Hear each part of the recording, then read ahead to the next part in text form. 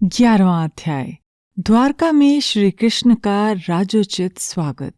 सूत जी कहते हैं, श्री कृष्ण ने अपने समृद्ध आनर्त देश में पहुंचकर वहां के लोगों की विरह वेदना बहुत कुछ शांत करते हुए अपना श्रेष्ठ 5 जन्य नामक शंख बजाया। भगवान के होठों की लाली से लाल हुआ वह श्वेत वर्ण का शंख बजते समय उनके कर कमलों में ऐसा शोभायमान हुआ जैसे लाल रंग के कमलों पर बैठकर कोई राजहंस उच्च स्वर से मधुर गान कर रहा हो। भगवान के शंख की वो ध्वनि संसार के भय को भयभीत करने वाली है। उसे सुनकर सारी प्रजा अपने स्वामी श्री कृष्ण के दर्शन की लालसा से नगर के बाहर निकल कर आई। भगवान श्री कृष्ण आत्मा राम है। वो अपने आत्मलाभ से ही सदा सर्वदा पूर्ण काम है। फिर भी जैसे लोग बड़े आदर से भगवान सूर्य को भी दीप दान करते हैं, वैसे ही अनेक प्रकार की भेंटों से प्रजा ने श्री कृष्ण का स्वागत किया। सबके मुख कमल प्रेम से खिल उठे। वो हर्ष गदगद वाणी से सबके सुहृद और संरक्षक भगवान श्री कृष्ण की ठीक वैसे ही स्तुति करने लगे जैसे बालक अपने पिता से अपनी तोतली बोली में बातें करते हैं। स्वामी, हम आपके उन चरण कमलों को सदा सर्वदा प्रणाम करते हैं जिनकी वंदना ब्रह्मा, शंकर और इंद्र तक करते हैं, जो इस संसार में परम कल्याण चाहने वालों के लिए सर्वोत्तम आश्रय हैं, जिनकी शरण ले लेने पर परम समर्थ काल भी एक बाल तक बांका नहीं कर सकता। विश्वभावन, आप ही हमारे माता, सुहृद, स्वामी और पिता हैं। आप ही हमारे सद्गुरु और परम आराध्य देव हैं। आपके चरणों की सेवा से हम कृतार्थ हो रहे हैं। आप ही हमारा कल्याण करें। हम आपको पाकर सनाथ हो गए, क्योंकि आपके सर्व सौंदर्य सार अनुपम रूप का हम दर्शन करते रहते हैं। कितना सुंदर मुख है, प्रेम पूर्ण मुस्कान से स्निग्ध चितवन। ये दर्शन तो देवताओं के लिए भी दुर्लभ है। कमल नयन श्री कृष्ण, जब आप अपने बंधु बांधवों से मिलने के लिए हस्तिनापुर और मथुरा चले जाते हैं, तब आपके बिना हमारा एक एक क्षण कोटि कोटि वर्षों के समान लंबा हो जाता है। आपके बिना हमारी दशा वैसी हो जाती है जैसी सूर्य बिना आंखों की। भक्तवत्सल भगवान श्री कृष्ण प्रजा के मुख से ऐसे वचन सुनते हुए और अपनी कृपामयी दृष्टि से उन पर अनुग्रह की वृष्टि करते हुए द्वारका में प्रविष्ट हुए। जैसे नाग अपनी नगरी भोगवती की रक्षा करते हैं, वैसे ही भगवान की वो द्वारकापुरी भी मधु, भोज, दशार्ह, अर्ह, कुकुर, अंधक और वृष्णिवंशी यादवों से, जिनके पराक्रम की तुलना और किसी से भी नहीं की जा सकती, सुरक्षित थी। वह पुरी समस्त ऋतुओं के संपूर्ण वैभव से संपन्न और पवित्र वृक्षों और लताओं के कुंजों से युक्त थी।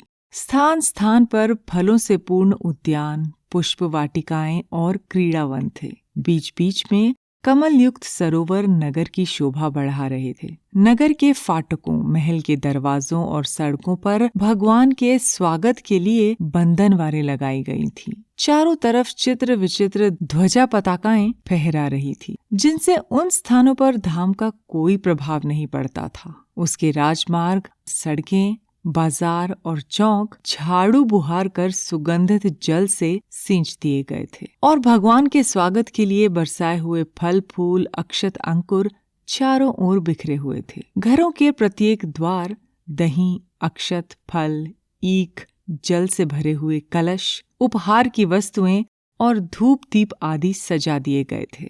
उदार शिरोमणि वसुदेव, अक्रूर, अग्रसेन, उग्रसेन, अद्भुत पराक्रमी बलराम, प्रद्युम्न, चारुदेशन और जाम्बवती नंदन सांब ने जब ये सुना कि हमारे प्रियतम भगवान श्री कृष्ण आ रहे हैं, तब उनके मन में इतना आनंद उमड़ा कि उन लोगों ने अपने सभी आवश्यक कार्य, सोना, बैठना और भोजन आदि छोड़ दिए।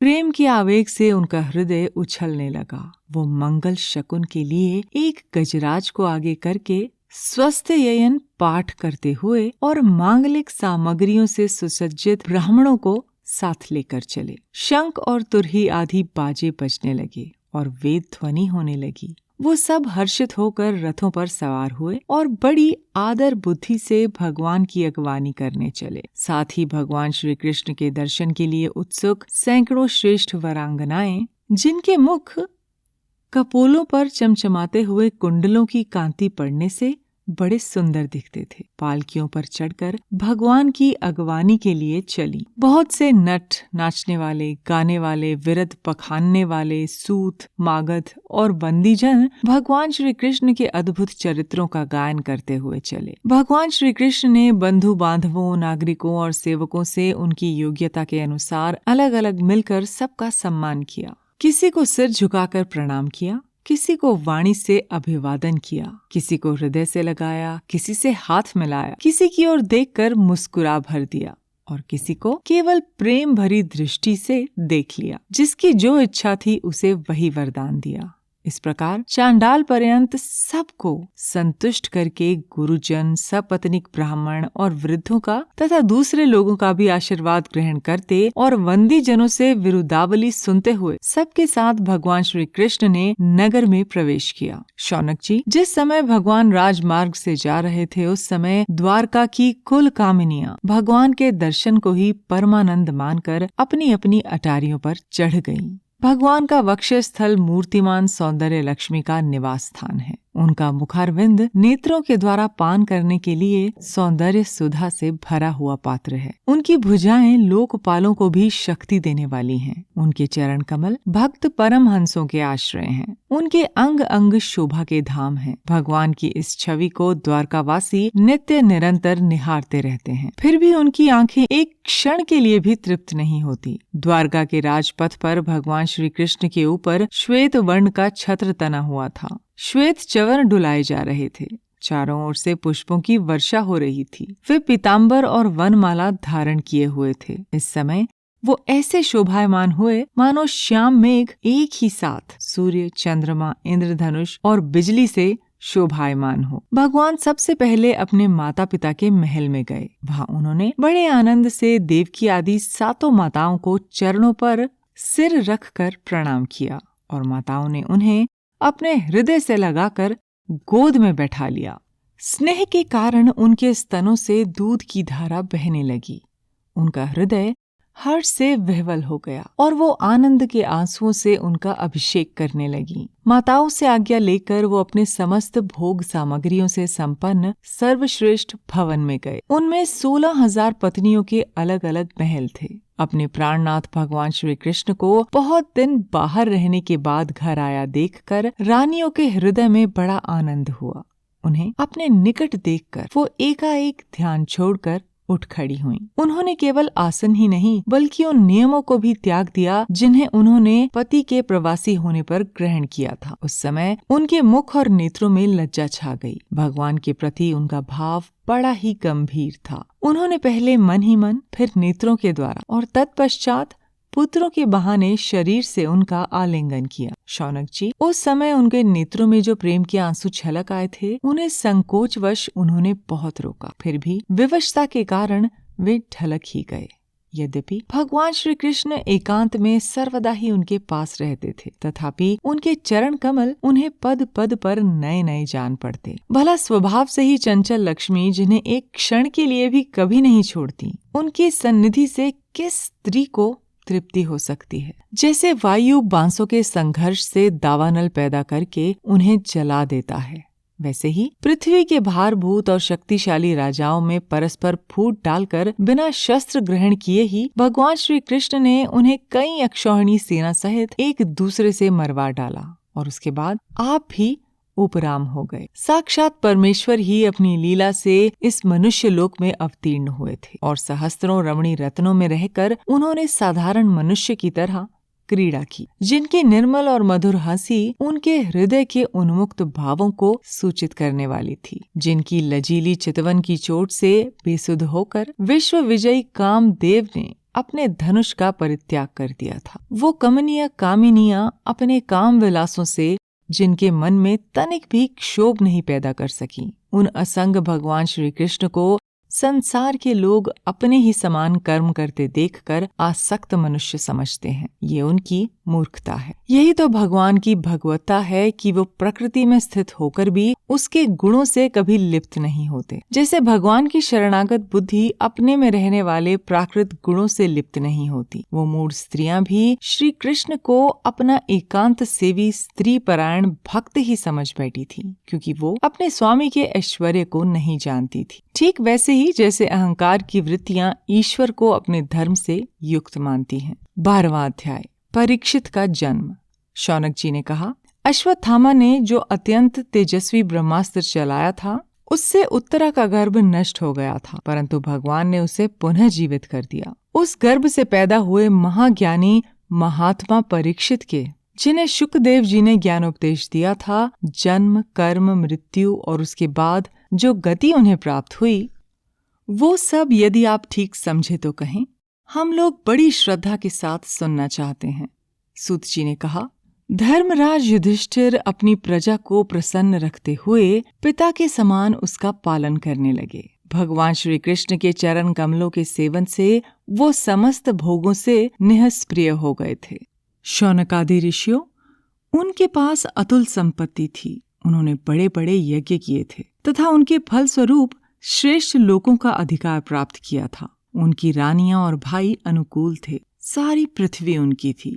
वो जम्बू द्वीप के स्वामी थे और उनकी कीर्ति स्वर्ग तक फैली हुई थी। उनके पास भोग की ऐसी सामग्री थी जिसके लिए देवता लोग भी लालायित रहते थे, परंतु जैसे भूखे मनुष्य को भोजन के अतिरिक्त दूसरे पदार्थ नहीं सुहाते, वैसे ही उन्हें भगवान के सिवा दूसरी कोई वस्तु सुख नहीं देती थी। शौनक जी, उत्तरा के गर्भ में स्थित वो वीर शिशु परीक्षित जब अश्वत्थामा के ब्रह्मास्त्र के तेज से जलने लगा, तब उसने देखा कि उसकी आंखों के सामने एक ज्योतिर्मय पुरुष है। वो देखने में तो अंगूठे भर का है, परंतु उसका स्वरूप बहुत ही निर्मल है। अत्यंत सुंदर श्याम शरीर है।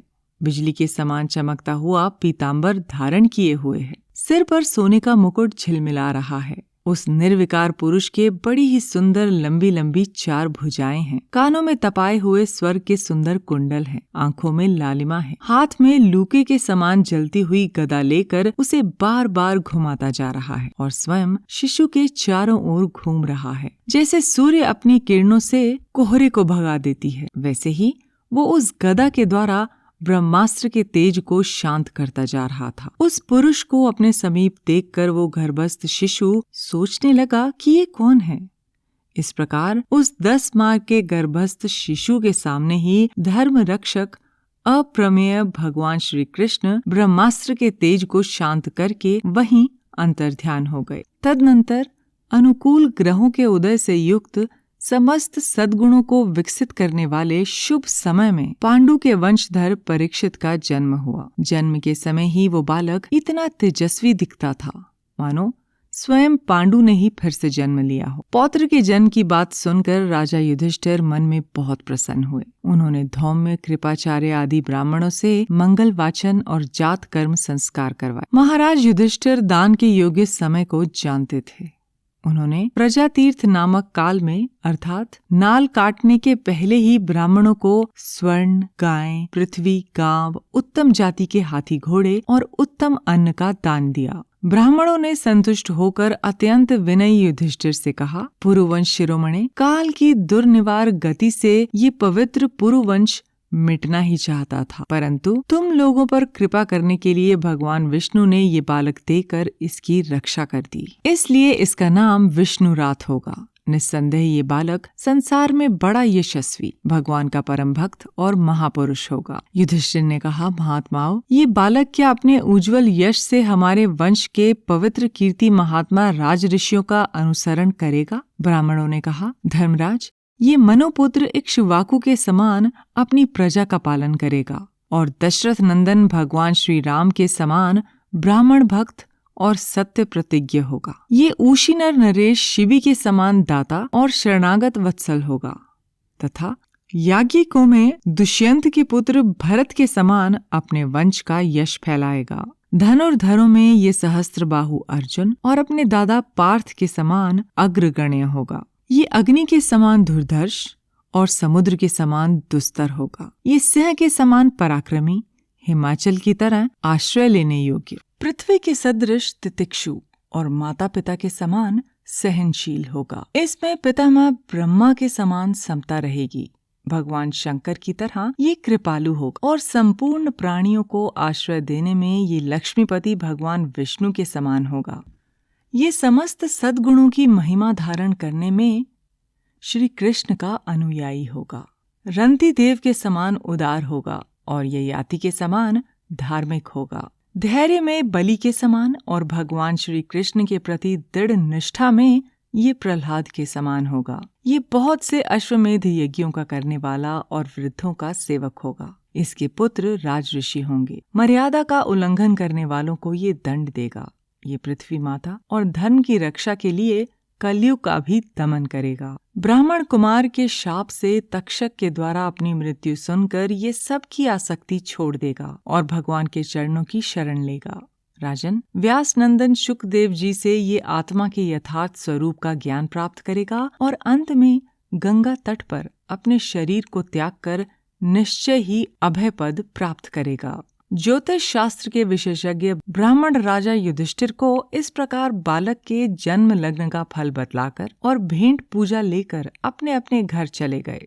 वही ये बालक संसार में परीक्षित के नाम से प्रसिद्ध हुआ, क्योंकि ये समर्थ बालक गर्भ में जिस पुरुष का दर्शन पा चुका था उसका स्मरण करता हुआ लोगों में उसी की परीक्षा करता रहता था कि देखें इनमें से कौन सा वो है। जैसे शुक्ल पक्ष में दिन प्रतिदिन चंद्रमा अपनी कलाओं से पूर्ण होता बढ़ता रहता है, वैसे ही वो राजकुमार भी अपने गुरुजनों के लालन पालन से क्रमशः अनुदित बढ़ता हुआ शीघ्र ही सयाना हो गया। इसी समय स्वजनों के वध का प्रायश्चित करने के लिए राजा युधिष्ठिर ने अश्वमेध यज्ञ के द्वारा भगवान की आराधना करने का विचार किया, परंतु प्रजा से वसूल किए हुए कर और दंड इसकी रकम के अतिरिक्त और धन न होने के कारण वो बड़ी चिंता में पड़ गए।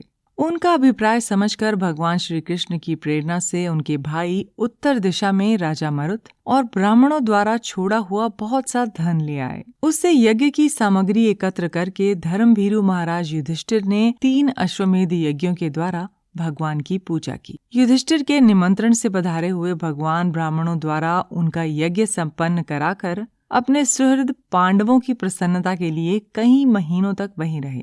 शौनक जी, इसके बाद भाइयों सहित राजा युधिष्ठिर और द्रौपदी से अनुमति लेकर अर्जुन के साथ यदुवंशियों से घिरे हुए भगवान श्री कृष्ण ने द्वारका के लिए प्रस्थान किया। 13वां अध्याय। विदुर जी के उपदेश से धृतराष्ट्र और गांधारी का वन में जाना। सूत जी कहते हैं, विदुर जी तीर्थ यात्रा में महर्षि मैत्रेय से आत्मा का ज्ञान प्राप्त करके हस्तिनापुर लौट आए। उन्हें जो कुछ जानने की इच्छा थी वो पूर्ण हो गई थी। विदुर जी ने मैत्रेय ऋषि से जितने प्रश्न किए थे उनका उत्तर सुनने के पहले ही श्री कृष्ण में अनन्य भक्ति हो जाने के कारण वो उत्तर सुनने से उपराम हो गए। शौनक जी, अपने चाचा विदुर जी को आया देख धर्मराज युधिष्ठिर, उनके चारों भाई धृतराष्ट्र, युयुत्सु, संजय, कृपाचार्य, कुंती, गांधारी, द्रौपदी, सुभद्रा, उत्तरा, कृपि और पांडव परिवार के सभी नर नारी और अपने पुत्रों सहित दूसरी स्त्रियां सब के सब बड़ी प्रसन्नता से मानो मृत शरीर में प्राण आ गया हो ऐसा अनुभव करते हुए उनकी अगवानी के लिए सामने गए। यथा योग्य आलिंगन और प्रणाम आदि के द्वारा सब उनसे मिले और विरह जनित उत्कंठा से कातर होकर सब ने प्रेम के आंसू बहाए। युधिष्ठिर ने आसन पर बैठाकर उनका यथोचित सत्कार किया। जब वे भोजन और विश्राम करके सुखपूर्वक आसन पर बैठे थे, तब युधिष्ठिर ने विनय से झुककर सबके सामने ही उनसे कहा। युधिष्ठिर ने कहा, चाचा जी, जैसे कभी पक्षी अपने अंडों को पंखों की छाया से नीचे रखकर उन्हें सेते और बढ़ाते हैं, वैसे ही आपने अत्यंत वात्सल्य से अपने कर कमलों की छत्र छाया में हम लोगों को पाला पोसा है। बार बार आपने हमें और हमारी माता को विषदान और लाक्षागृह के दाह आदि विपत्तियों से बचाया है। क्या आप कभी हम लोगों को भी याद करते रहे हैं? आपने पृथ्वी पर विचरण करते समय किस वृत्ति से जीवन निर्वाह किया? आपने पृथ्वी तल पर किन किन तीर्थों और मुख्य क्षेत्रों का सेवन किया? प्रभु, आप जैसे भगवान के प्यारे भक्त स्वयं ही तीर्थ स्वरूप होते हैं। आप लोग अपने हृदय में विराजमान भगवान के द्वारा तीर्थों को भी महातीर्थ बनाते हुए विचरण करते हैं। चाचा जी, आप तीर्थ यात्रा करते हुए द्वारका भी अवश्य ही गए होंगे। वहाँ हमारे सुहृद और भाई बंधु यादव लोग, जिनके एकमात्र आराध्य देव श्री कृष्ण हैं, अपनी नगरी में सुख से तो है ना? आपने यदि जाकर देखा नहीं होगा तो सुना तो अवश्य ही होगा। युधिष्ठिर के इस प्रकार पूछने पर विदुर जी ने तीर्थों और यदुवंशियों के संबंध में जो कुछ देखा, सुना और अनुभव किया था, सब क्रम से बतला दिया। केवल यदुवंश के विनाश की बात नहीं कही। करुणा हृदय विदुर जी पांडवों को दुखी नहीं देख सकते थे, इसलिए उन्होंने ये अप्रिय और असह्य घटना पांडवों को नहीं सुनाई, क्योंकि वो तो स्वयं ही प्रकट होने वाली थी। पांडव विदुर जी का देवता के समान सेवा सत्कार करते थे। वो कुछ दिनों तक अपने बड़े भाई धृतराष्ट्र की कल्याण कामना से सब लोगों को प्रसन्न करते हुए सुखपूर्वक हस्तिनापुर में ही रहे। विदुर जी तो साक्षात धर्मराज थे।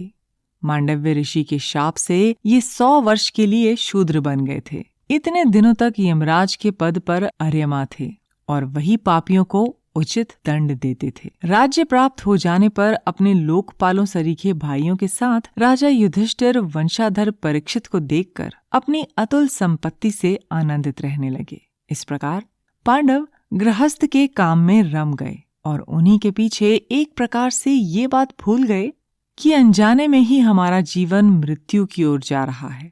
अब देखते देखते उनके सामने वो समय आ पहुंचा जिसे कोई टाल नहीं सकता था। परंतु विदुर जी ने काल की गति जानकर अपने बड़े भाई धृतराष्ट्र से कहा, महाराज देखिए, अब बड़ा भयंकर समय आ गया है, झटपट यहाँ से निकल चलिए। हम सब लोगों के सिर पर वो सर्वसमर्थ काल मंडराने लगा है, जिसके टालने का कहीं भी कोई उपाय नहीं है। काल के वशीभूत होकर जीव का अपने प्राणों से भी बात की बात में वियोग हो जाता है। फिर धन, जन आदि दूसरी वस्तुओं की तो बात ही क्या है। आपके चाचा, ताऊ, भाई, सगे संबंधी और पुत्र सभी मारे गए। आपकी उम्र भी ढल चुकी, शरीर बुढ़ापे का शिकार हो गया। आप पराए घर में पड़े हुए हैं। प्राणी को जीवित रहने की कितनी प्रबल इच्छा होती है। इसी के कारण तो आप भीम का दिया हुआ टुकड़ा खाकर कैसा जीवन बिता रहे हैं। जिनको आपने आग में जलाने की चेष्टा की, विष देकर मार डालना चाहा, भरी सभा में जिनकी विवाहिता पत्नी को अपमानित किया, जिनकी भूमि और धन छीन लिए, उन्हीं के अन्न से पले हुए प्राणों को रखने में क्या गौरव है। आपके अज्ञान की हद हो गई कि अब भी आप जीना चाहते हैं, परंतु आपके चाहने से क्या होगा। पुराने वस्त्र की तरह बुढ़ापे से गला हुआ आपका शरीर आपके न चाहने पर भी क्षीण हुआ जा रहा है। अब इस शरीर से आपका कोई स्वार्थ सधने वाला नहीं है। इसमें फंसिए मत, इसकी ममता का बंधन काट डालिए। जो संसार के संबंधियों से अलग रहकर उनके अनजान में अपने शरीर का त्याग करता है, वही धीर कहा गया है। चाहे अपनी समझ से हो या दूसरे के समझाने से। जो इस संसार को दुख रूप समझकर इससे विरक्त हो जाता है और अपने अंतःकरण को वश में करके हृदय में भगवान को धारण कर संन्यास के लिए घर से निकल पड़ता है, वही उत्तम मनुष्य है। इसके आगे जो समय आने वाला है वो प्राय मनुष्यों के गुणों को घटाने वाला होगा। इसलिए आप अपने कुटुंबियों से छुपकर उत्तराखंड में चले जाइए। जब छोटे भाई विदुर ने अंधे राजा धृतराष्ट्र को इस प्रकार समझाया, तब उनकी प्रज्ञा के नेत्र खुल गए। वो भाई बंधुओं के सुदृढ़ स्नेह पाशों को काटकर अपने छोटे भाई विदुर के दिखलाए हुए मार्ग से निकल पड़े। जब परम पतिव्रता सुबल नंदिनी गांधारी ने देखा कि मेरे पति देव तो उस हिमालय की यात्रा कर रहे हैं जो सन्यासियों को वैसा ही सुख देता है जैसा वीर पुरुषों को लड़ाई के मैदान में अपने शत्रु के द्वारा किए हुए न्यायोचित प्रहार से होता है, तब वो भी उनके पीछे पीछे चल पड़ी। अजात शत्रु युधिष्ठिर ने प्रातःकाल संध्या वंदन और अग्निहोत्र करके ब्राह्मणों को नमस्कार किया और उन्हें तिल, गौ, भूमि और स्वर्ण का दान दिया। इसके बाद जब वो गुरुजनों की चरण वंदना के लिए राजमहल में गए, तब उन्हें धृतराष्ट्र, विदुर और गांधारी के दर्शन नहीं हुए। युधिष्ठिर ने उद्विग्नचित होकर वहीं बैठे हुए संजय से पूछा, संजय, मेरे वो वृद्ध और नेत्रहीन पिता धृतराष्ट्र कहाँ हैं? पुत्र शोक से पीड़ित दुखिया माता गांधारी और मेरे परम हितैषी चाचा विदुर जी कहाँ चले गए? ताऊ जी अपने पुत्रों और बंधु बांधवों के मारे जाने से दुखी थे। मैं बड़ा मंद बुद्धि हूँ, कहीं मुझसे किसी अपराध की आशंका करके वो माता गांधारी सहित गंगा जी में तो नहीं कूद पड़े। जब हमारे पिता पांडु की मृत्यु हो गई थी और हम लोग नन्हे नन्हे बच्चे थे, तब इन्हीं दोनों चाचाओं ने बड़े बड़े दुखों से हमें बचाया था। वो हम पर बड़ा ही प्रेम रखते थे। वो यहाँ से कहाँ चले गए? सूत जी कहते हैं, संजय अपने स्वामी धृतराष्ट्र को न पाकर कृपा और स्नेह की विकलता से अत्यंत पीड़ित और विरहातुर हो रहे थे। वो युधिष्ठिर को कुछ उत्तर नहीं दे सके। फिर धीरे धीरे बुद्धि के द्वारा उन्होंने अपने चित्त को स्थिर किया, हाथों से आंखों के आंसू पोंछे और अपने स्वामी धृतराष्ट्र के चरणों का स्मरण करते हुए युधिष्ठिर से कहा। संजय बोले, कुलनंदन, मुझे आपके दोनों चाचा और गांधारी के संकल्प का कुछ भी पता नहीं है। महाबाहो, मुझे तो उन महात्माओं ने ठग लिया। संजय इस प्रकार कह ही रहे थे कि तुम्बुरु के साथ देव ऋषि नारद जी वहां आ पहुंचे। महाराज युधिष्ठिर ने भाइयों सहित उठकर उन्हें प्रणाम किया और उनका सम्मान करते हुए बोले। युधिष्ठिर ने कहा, भगवान, मुझे अपने दोनों चाचाओं का पता नहीं लग रहा है। न जाने वो दोनों और पुत्र शोक से व्याकुल तपस्विनी माता गांधारी यहाँ से कहाँ चले गए हैं। भगवान, अपार समुद्र में कर्णधार के समान आप ही हमारे पारदर्शक हैं। तब भगवान के परम भक्त भगवानमय देवऋषि नारद ने कहा, धर्मराज, तुम किसी के लिए शोक मत करो, क्योंकि ये सारा जगत ईश्वर के वश में है। सारे लोक और लोकपाल विवश होकर ईश्वर की ही आज्ञा का पालन कर रहे हैं। वही एक प्राणी को दूसरे से मिलाता है और वही उन्हें अलग करता है।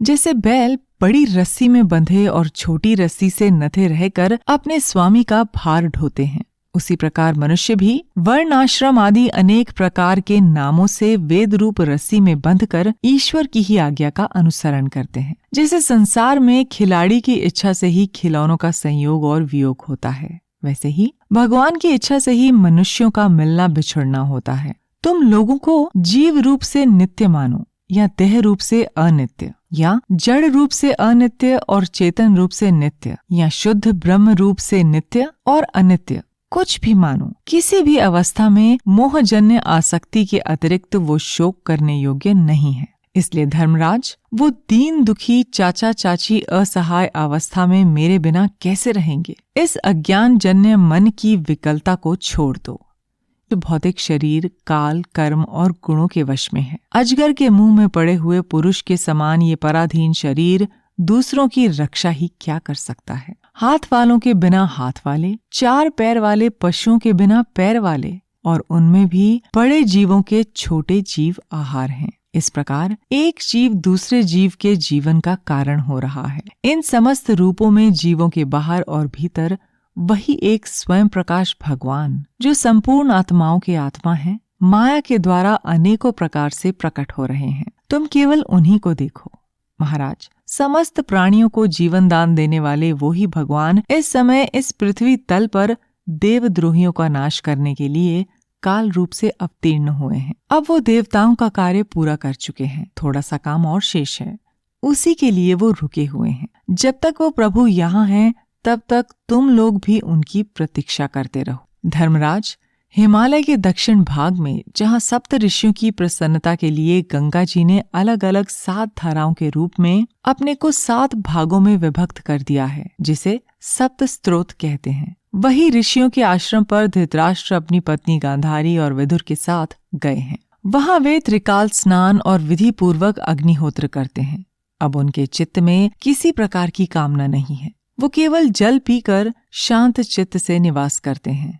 आसन जीतकर प्राणों को वश में करके उन्होंने अपनी छहों इंद्रियों को विषयों से लौटा लिया है। भगवान की धारणा से उनके तमोगुण, रजोगुण और सत्वगुण के मल नष्ट हो चुके हैं। उन्होंने अहंकार को बुद्धि के साथ जोड़कर और उसे क्षेत्रज्ञ आत्मा में लीन करके उसे भी महाकाश में घटाकाश के समान सर्वाधिष्ठान ब्रह्म में एक कर दिया है। उन्होंने अपनी समस्त इंद्रियों और मन को रोककर समस्त विषयों को बाहर से ही लौटा दिया है और माया के गुणों से होने वाले परिणामों को सर्वथा मिटा दिया है। समस्त कर्मों का संन्यास करके वो इस समय ठूंठ की तरह स्थिर होकर बैठे हुए हैं। इसलिए तुम उनके मार्ग में विघ्न रूप मत बनना।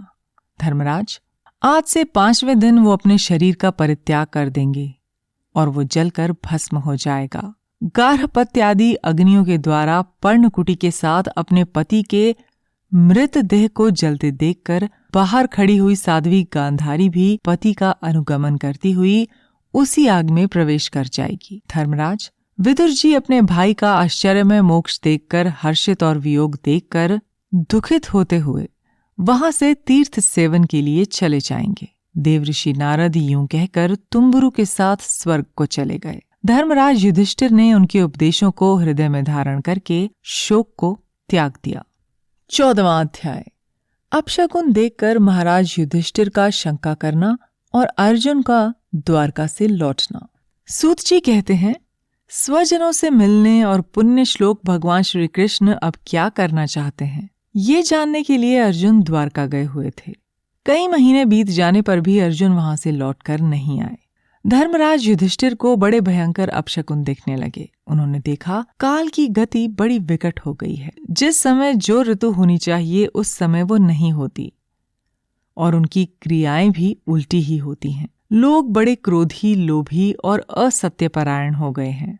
अपने जीवन निर्वाह के लिए लोग पापपूर्ण व्यापार करने लगे हैं। सारा व्यवहार कपट से भरा हुआ होता है। यहाँ तक कि मित्रता में भी छल मिला रहता है। पिता, माता, सगे संबंधी, भाई और पति पत्नी में भी झगड़ा रहने लगा है। कली काल के आ जाने से लोगों का स्वभाव ही लोभ, दंभ आदि अधर्म से अभिभूत हो गया है और प्रकृति में भी अत्यंत अरिष्ट सूचक अपशकुन होने लगे हैं। ये सब देखकर युधिष्ठिर ने अपने छोटे भाई भीम से कहा। युधिष्ठिर ने कहा, भीमसेन, अर्जुन को हमने द्वारका इसलिए भेजा था कि वो वहां जाकर पुण्य श्लोक भगवान श्री कृष्ण क्या कर रहे हैं इसका पता लगा आए और संबंधियों से मिल भी आए। तब से 7 महीने बीत गए, किंतु तुम्हारे छोटे भाई अब तक नहीं लौट रहे हैं। मैं ठीक ठीक ये नहीं समझ पाता हूँ कि उनके न आने का क्या कारण है। कहीं देवऋषि नारद के द्वारा बतलाया हुआ वो समय तो नहीं आ पहुंचा है जिसमें भगवान श्री कृष्ण अपने लीला विग्रह का संवरण करना चाहते हैं। उन्हीं भगवान की कृपा से हमें ये संपत्ति, राज्य, स्त्री, प्राण, कुल, संतान, शत्रुओं पर विजय और स्वर्ग आदि लोगों का अधिकार प्राप्त हुआ है। भीमसेन, तुम तो मनुष्यों में व्याघ्र के समान बलवान हो। देखो तो सही, आकाश में उल्कापात, पृथ्वी में भूकंप और शरीर में रोग कितने भयंकर अपशकुन हो रहे हैं। इनसे इस बात की सूचना मिलती है कि शीघ्र ही हमारी बुद्धि को मोह में डालने वाला कोई उत्पात होने वाला है। भीमसेन, मेरी बाई जांघ, आंख और भुजा बार बार फड़क रही हैं। हृदय जोर से धड़क रहा है। अवश्य ही बहुत जल्दी कोई अनिष्ट होने वाला है। देखो, ये सियारन उदय होते ही सूर्य की ओर मुंह करके रो रही है और उसके मुंह से तो आग भी निकल रही है। ये कुत्ता बिल्कुल निर्भय सा होकर मेरी ओर देखकर चिल्ला रहा है। भीम, गौ आदि अच्छे पशु मुझे अपने बाएं करके जाते हैं और गधे आदि बुरे पशु मुझे अपने दाहिने कर देते हैं। मेरे घोड़े आदि वाहन मुझे रोते हुए दिखाई देते हैं। ये मृत्यु का दूत पेडुखी, उल्लू और उसका प्रतिपक्षी कौवा रात को अपने कर्ण कठोर शब्दों से मेरे मन को कंपाते हुए विश्व को सूना कर देना चाहते हैं। दिशाएं धुंधली हो गई हैं। सूर्य और चंद्रमा के चारों ओर बार बार मंडल बैठते हैं। ये पृथ्वी पहाड़ों के साथ कांप उठती है। बादल बड़े जोर जोर से गरजते हैं और जहां तहां बिजली भी गिरती रहती है। शरीर को छेदने वाली और धूली वर्षा से अंधकार फैलाने वाली आंधी चलने लगी है।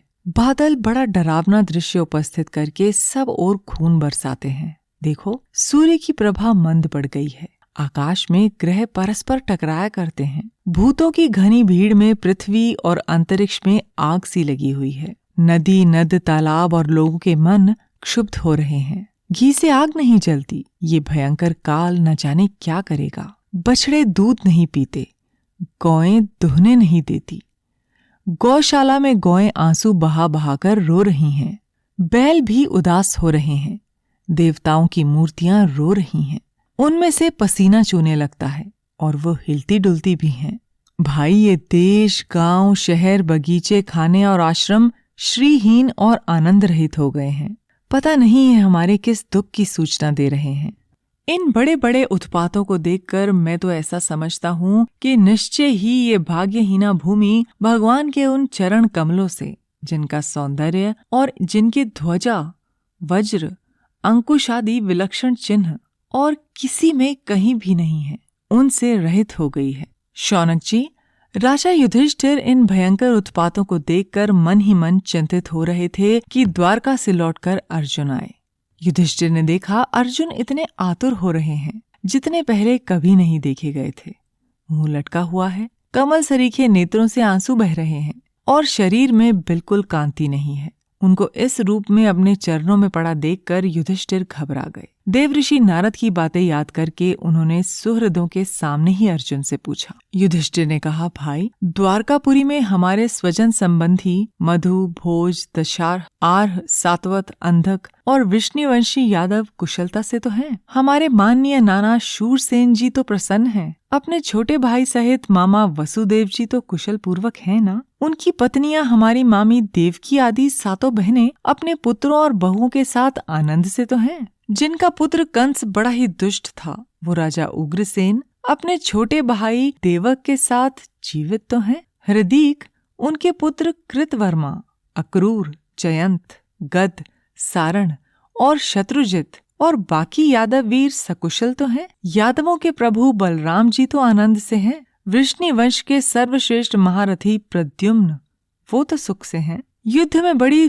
फुर्ती दिखाने वाले भगवान अनिरुद्ध आनंद से तो हैं। सुषेण, चारुदेशन, जाम्बवानवती नंदन सांब और अपने पुत्रों के सहित ऋषभ आदि भगवान श्री कृष्ण के और सभी पुत्र तो प्रसन्न है ना।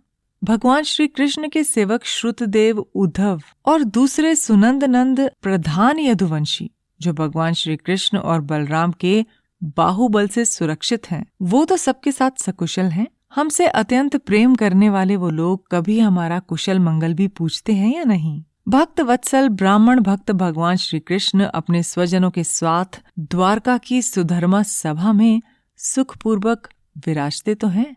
वो आदि पुरुष बलराम जी के साथ संसार के परम मंगल, परम कल्याण और उन्नति के लिए यदुवंश रूप क्षीर सागर में विराजमान है। उन्हीं के बाहुबल से सुरक्षित द्वारकापुरी में यदुवंशी लोग सारे संसार के द्वारा सम्मानित होकर बड़े आनंद से विष्णु भगवान के पार्षदों के समान विहार कर रहे हैं। सत्यभामा आदि 16,000 रानियां प्रधान रूप से उनके चरण कमलों की सेवा में ही रत रहकर उनके द्वारा युद्ध में इंद्र आदि देवताओं को भी हराकर इंद्राणी के भोग योग्य और उन्हीं की अभीष्ट पारिजात आदि वस्तुओं का उपभोग करती हैं। यदुवंशी वीर श्री कृष्ण के बाहुदंड के प्रभाव से सुरक्षित रहकर निर्भय रहते हैं और बलपूर्वक लाई हुई बड़े बड़े देवताओं के बैठने योग्य सुधर्मा सभा को अपने चरणों से आक्रांत करते हैं। भाई अर्जुन, ये भी बताओ कि तुम स्वयं तो कुशल हो, मुझे तुम श्रीहीन से दिख रहे हो। वहां बहुत दिनों तक रहे, कहीं तुम्हारे सम्मान में तो किसी प्रकार की कमी नहीं हुई? किसी ने तुम्हारा अपमान तो नहीं कर दिया? कहीं किसी ने दुर्भावपूर्ण अमंगल शब्द आदि के द्वारा तुम्हारा चित्त तो नहीं दुखाया? अथवा किसी आशा से तुम्हारे पास आए हुए याचकों को उनकी मांगी हुई वस्तु या अपनी ओर से कुछ देने की प्रतिज्ञा करके भी तुम नहीं दे सके, ऐसा तो नहीं? तुम सदा शरणागतों की रक्षा करते आए हो। कहीं किसी भी ब्राह्मण, बालक, गौ, बूढ़े, रोगी, अबला या किसी और प्राणी का जो तुम्हारी शरण में आया हो तुमने त्याग तो नहीं कर दिया? कहीं तुमने अगम्या स्त्री से समागम तो नहीं किया? अथवा गमन करने योग्य स्त्री के साथ असत्कार पूर्वक समागम तो नहीं किया? कहीं मार्ग में अपने से छोटे और बराबरी वालों से हार तो नहीं गए? भोजन कराने योग्य बालक और बूढ़ों को छोड़कर तुमने अकेले ही तो भोजन नहीं कर लिया कहीं? मेरा विश्वास है कि तुमने ऐसा कोई निंदित काम नहीं किया जो तुम्हारे योग्य न हो अपने परम प्रियतम अभिन्न हृदय परम सुहृद भगवान श्री कृष्ण से तुम रहित हो गए हो और इसी से तुम अपने आप को शून्य मान रहे हो। इसके सिवा दूसरा कोई कारण नहीं हो सकता जिससे तुमको इतनी मानसिक पीड़ा हो। 15वां अध्याय। कृष्ण विरह व्यथित पांडवों का परीक्षित को राज्य देकर स्वर्ग सिधारना। सूत जी कहते हैं, भगवान श्री कृष्ण के प्यारे सखा अर्जुन एक तो पहले ही श्री कृष्ण के विरह से कृश हो रहे थे। उस पर राजा युधिष्ठिर ने उनकी विषादग्रस्त मुद्रा को देखकर उसके विषय में कई प्रकार की आशंकाएं करते हुए प्रश्नों की झड़ी लगा दी। शोक से अर्जुन का मुख और हृदय कमल सूख गया था, चेहरा फीका पड़ गया था। वे उन्हीं भगवान श्री कृष्ण के ध्यान में ऐसे डूब रहे थे कि बड़े भाई के प्रश्नों का कुछ भी उत्तर नहीं दे सके। श्री कृष्ण की आंखों से ओझल हो जाने के कारण वो बढ़ी हुई प्रेम जनित उत्कंठा के परवश हो रहे थे। रथ हाँकने, टहलने आदि के समय भगवान ने उनके साथ जो मित्रता, अभिन्न हृदयता और प्रेम से भरे हुए व्यवहार किए थे, उनकी याद पर याद आ रही थी। बड़े कष्ट से उन्होंने अपने शोक का वेग रोका, हाथ से नेत्रों के आंसू पोंछे और फिर रूंधे हुए गले से अपने बड़े भाई महाराज युधिष्ठिर से कहा, महाराज, मेरे ममेरे भाई यानी अत्यंत घनिष्ठ मित्र का रूप धारण कर कर श्री कृष्ण ने मुझे ठग लिया। मेरे जिस प्रबल पराक्रम से बड़े बड़े देवता भी आश्चर्य में डूब जाते थे, उसे श्री कृष्ण ने मुझसे छीन लिया। जैसे ये शरीर प्राण से रहित होने पर मृतक कहलाता है, वैसे ही उनके क्षण भर के वियोग से ये संसार अप्रिय दिखने लगता है। उनके आश्रय से द्रौपदी स्वयंवर में राजा द्रुपद के घर आए हुए कामोन्मत्त राजाओं का तेज मैंने हरण कर लिया, धनुष पर बाण चढ़ाकर मत्स्य वेध किया और इस प्रकार द्रौपदी को प्राप्त किया था। उनकी सन्निधि मात्र से मैंने समस्त देवताओं के साथ इंद्र को अपने बल से जीतकर अग्निदेव को उनकी तृप्ति के लिए खांडव वन का दान कर दिया और मैं दानव की निर्माण की हुई अलौकिक कला कौशल से युक्त मायामयी सभा प्राप्त की और आपके यज्ञ में सब ओर से आकर राजाओं ने अनेकों प्रकार की भेंटें समर्पित की। 10,000 हाथियों की शक्ति और बल से संपन्न आपके इन छोटे भाई भीमसेन ने उन्हीं की शक्ति से राजाओं के सिर पर पैर रखने वाले अभिमानी जरासंध का वध किया था। तदनंतर उन्हीं भगवान ने उन बहुत से राजाओं को मुक्त किया जिनको जरासंध ने महाभैरव यज्ञ में बलि चढ़ाने के लिए बंदी बना रखा था। उन सब राजाओं ने आपके यज्ञ में अनेकों प्रकार के उपहार दिए थे। महारानी द्रौपदी राजसूय यज्ञ के महान अभिषेक से पवित्र हुए अपने उन सुंदर केशों को, जिन्हें दुष्टों ने भरी सभा में छूने का साहस किया था, बिखेर कर तथा आंखों में आंसू भरकर जब श्री कृष्ण के चरणों में गिर पड़ी, तब उन्होंने उसके सामने उसके उस घोर अपमान का बदला लेने की प्रतिज्ञा करके उन धूर्तों की स्त्रियों की ऐसी दशा कर दी कि वे विधवा हो गई और उन्हें अपने केश अपने हाथों खोल देने पड़े। वनवास के समय हमारे वैरी दुर्योधन के षड्यंत्र से 10,000 शिष्यों को साथ बिठाकर भोजन कराने वाले महर्षि दुर्वासा ने हमें दुस्तर संकट में डाल दिया था। उस समय श्री कृष्ण ने द्रौपदी के पात्र में बची हुई शाक की एक पत्ती का ही भोग लगाकर हमारी रक्षा की। उनके ऐसा करते ही नदी में स्नान करती हुई मुनि मंडली को ऐसा प्रतीत हुआ मानो उनकी तो बात ही क्या, सारी त्रिलोकी ही तृप्त हो गई है। उनके प्रताप से मैंने युद्ध में पार्वती सहित भगवान शंकर को आश्चर्य में डाल दिया तथा उन्होंने मुझको अपना पाशुपत नामक अस्त्र दिया। साथ ही दूसरे लोकपालों ने भी प्रसन्न होकर अपने अपने अस्त्र मुझे दिए। और तो क्या, उनकी कृपा से मैं इसी शरीर में स्वर्ग में गया और देवराज इंद्र की सभा में उनके बराबर आधे आसन पर बैठने का सम्मान प्राप्त किया। उनके आग्रह से जब मैं स्वर्ग में ही कुछ दिनों तक रह गया, तब इंद्र के साथ समस्त देवताओं ने मेरी इन्हीं गांडीव धारण करने वाली भुजाओं का निवात कवच आदि दैत्यों को मारने के लिए आश्रय लिया। महाराज, ये सब की जिनकी महती कृपा का फल था, उन्हीं पुरुषोत्तम भगवान श्री कृष्ण ने मुझे आज ठग लिया। महाराज, कौरवों की सेना भीष्म, द्रोण आदि अजय महामत्स्यों से पूर्ण अपार समुद्र के समान दुस्तर थी, परंतु उनका आश्रय ग्रहण करके अकेले ही रथ पर सवार हो मैं उसे पार कर गया। उन्हीं की सहायता से, आपको याद होगा, मैंने शत्रुओं से राजा विराट का सारा गोधन तो वापस ले ही लिया, साथ ही उनके सिरों पर से चमकते हुए मणिमय मुकुट और अंगों के अलंकार तक छीन लिए थे। भाई जी, कौरवों की सेना भीष्म, कर्ण, द्रोण, शल्य और अन्य बड़े बड़े राजाओं और क्षत्रिय वीरों के रथों से शोभायमान थी। उसके सामने मेरे आगे आगे चलकर वो अपनी दृष्टि से ही उन महारथी यूथपतियों की आयु, मन, उत्साह और बल को छीन लिया करते थे।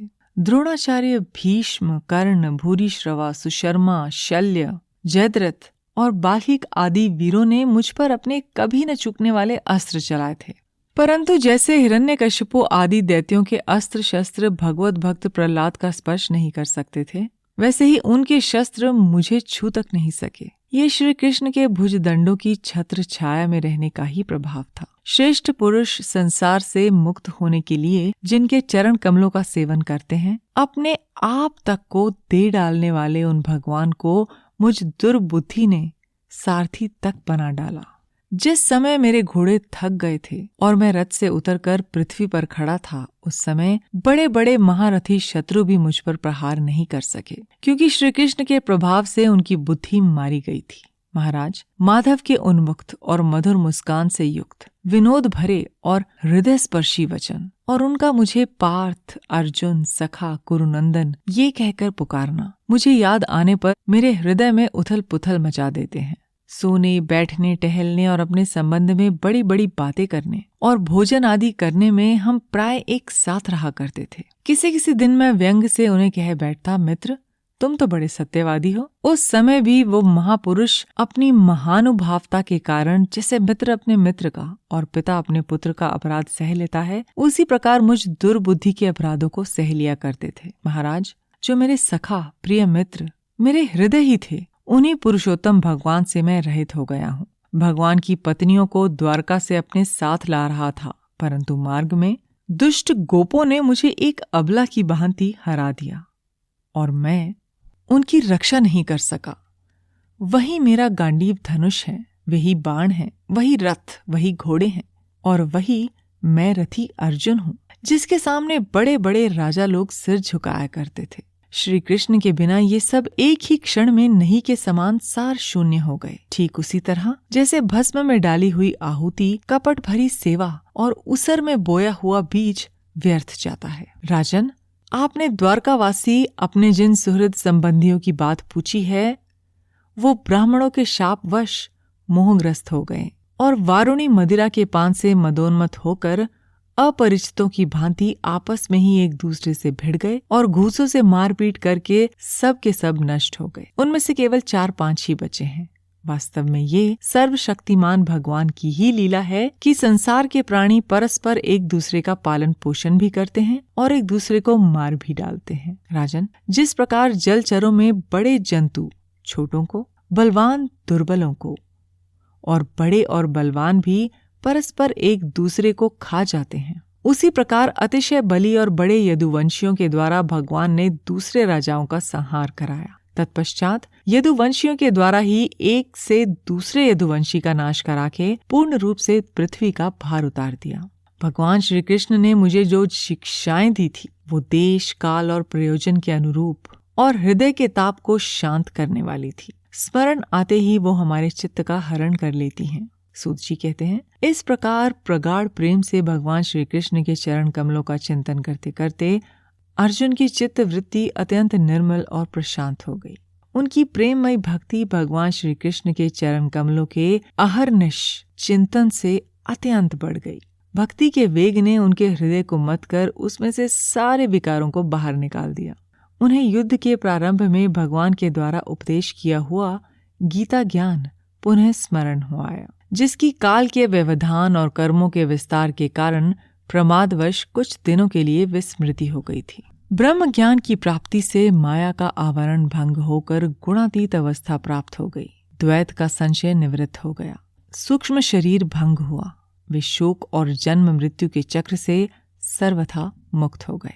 भगवान के स्वधाम गमन और यदुवंश के संहार का वृत्तांत सुनकर निश्चलमति युधिष्ठिर ने स्वर्गारोहण का निश्चय किया। कुंती ने भी अर्जुन के मुख से यदुवंशियों के नाश और भगवान के स्वधाम गमन की बात सुनकर अनन्य भक्ति से अपने हृदय को भगवान श्री कृष्ण में लगा दिया और सदा के लिए इस जन्म मृत्यु रूप संसार से अपना मुंह मोड़ लिया।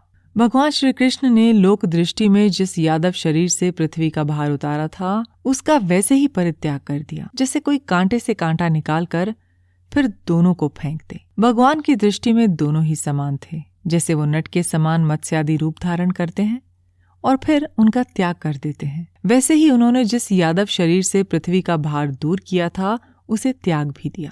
जिनकी मधुर लीलाएं श्रवण करने योग्य हैं, उन भगवान श्री कृष्ण ने जब अपने मनुष्य के से शरीर से इस पृथ्वी का परित्याग कर दिया, उसी दिन विचारहीन लोगों को अधर्म में फंसाने वाला कलयुग अधम का। महाराज युधिष्ठिर से कलयुग का फैलना छिपा न रहा। उन्होंने देखा देश में, नगर में, घरों में और प्राणियों में लोभ, असत्य, छल, हिंसा आदि अधर्मों की बढ़ोतरी हो गई है। तब उन्होंने महाप्रस्थान का निश्चय किया। उन्होंने अपने विनय पौत्र परीक्षित को, जो गुणों में उन्हीं के समान थे, समुद्र से घिरी हुई पृथ्वी के सम्राट पद पर हस्तिनापुर में अभिषिक्त किया।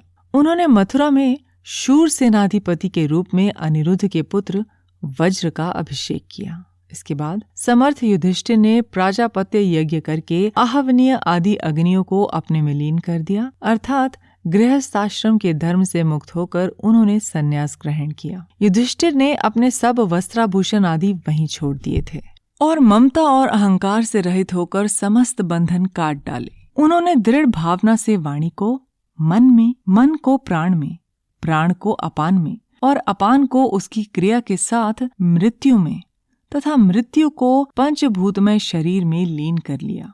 इस प्रकार शरीर को मृत्यु रूप अनुभव करके उन्होंने उसे त्रिगुण में मिला दिया। त्रिगुण को मूल प्रकृति में, सर्व कारण रूपा प्रकृति को आत्मा में और आत्मा को अविनाशी ब्रह्म में विलीन कर दिया। उन्हें ये अनुभव होने लगा कि ये संपूर्ण दृश्य प्रपंच ब्रह्म स्वरूप है। इसके पश्चात उन्होंने शरीर पर चीर वस्त्र धारण कर लिया, अन्न जल का त्याग कर दिया, मौन ले लिया और केश खोलकर बिखेर लिए। वो अपने रूप को ऐसा दिखाने लगे जैसे कोई जड़ उन्मत्त या पिशाच हो। फिर वो बिना किसी की बाट देखे तथा बहरे की तरह बिना किसी की बात सुने घर से निकल पड़े। हृदय में उस पर ब्रह्म का ध्यान करते हुए, जिसको प्राप्त करके फिर लौटना नहीं होता, उन्होंने उत्तर दिशा की यात्रा की, जिस ओर पहले बड़े बड़े महात्मा जन जा चुके हैं। भीमसेन, अर्जुन और युधिष्ठिर के छोटे भाइयों ने भी देखा कि अब पृथ्वी में सभी लोगों को अधर्म के सहायक कलयुग ने प्रभावित कर डाला है। इसलिए वो भी श्री कृष्ण चरणों की प्राप्ति का दृढ़ निश्चय करके अपने बड़े भाई के पीछे पीछे चल पड़े। उन्होंने जीवन के सभी लाभ भली भांति प्राप्त कर लिए थे। इसलिए ये निश्चय करके कि भगवान श्री कृष्ण के चरण कमल ही हमारे परम पुरुषार्थ हैं, उन्होंने उन्हें हृदय में धारण किया। पांडवों के हृदय में भगवान श्री कृष्ण के चरण कमलों के ध्यान से भक्ति भाव उमड़ आया। उनकी बुद्धि सर्वथा शुद्ध होकर भगवान श्री कृष्ण के उस सर्वोत्कृष्ट स्वरूप में अनन्य भाव से स्थिर हो गई, जिसमें निष्पाप पुरुष ही स्थिर हो पाते हैं।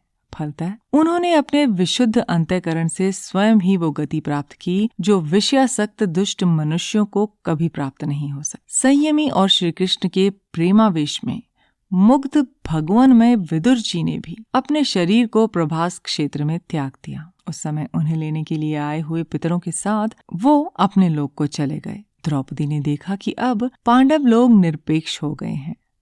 तब वे अनन्य प्रेम से भगवान श्री कृष्ण का ही चिंतन करके उन्हें प्राप्त हो गई।